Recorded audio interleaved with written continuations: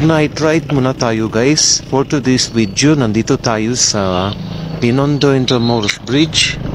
So makikita yung guys na isa sa mga pinakamagandang pasyalan dito sa Manila. Ito yung Binondo Intramuros Bridge. Sobrang ganda dito guys, mag-ride tayo. Hindi siya matraffic, tapos ang ganda ng mga tanawin at background. Sarap dito dumaan guys kapag galing tayo sa Manila, kapag galing tayo sa Intramuros.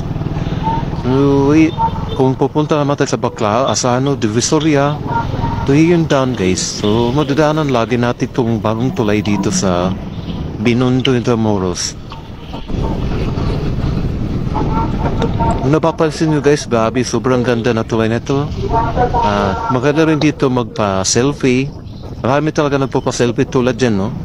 Yung iba na umiinto para lang makapag-selfie.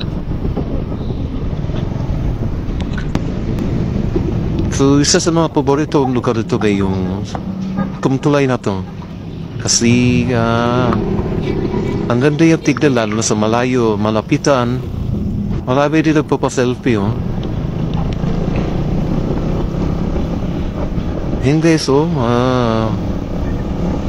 ang ganda niya talaga tignan. Ano siya, attractive siya sa sa mga tao. Kaya di natin maiwasan na hindi dumaan dito tapos huminto para lang makapag-picture.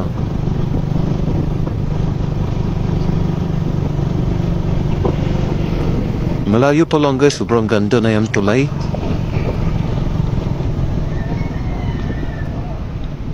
So ngayon dito guys, meron na nagbabantay ng mga polis kasi bawal na natambayan itong tulay. Di ko alam kung bakit. Kasi marami mga riders, mga tao dito na pasaway din kasi nagtatapon ng mga basura. Siguro marami na siguro na aksidente dito kaya pinapabawal nila tumambay dito. Iba kasi guys, ginawa nilang laruan. Yeah, so, kaya makikita nyo kanina, merong police nagbabantay doon. So, yan guys, sobrang sa pag-ride talaga guys, sa pag-ride yung panahon, at pirito maganda yung lugar. Marami mga riders, minto nagpa-selfie sila guys. So, yan guys, anong dito, yung vlog natin, ayok na nag-enjoy kayo. At huwag nyo kalimutan guys, mag-follow sa page and YouTube channel.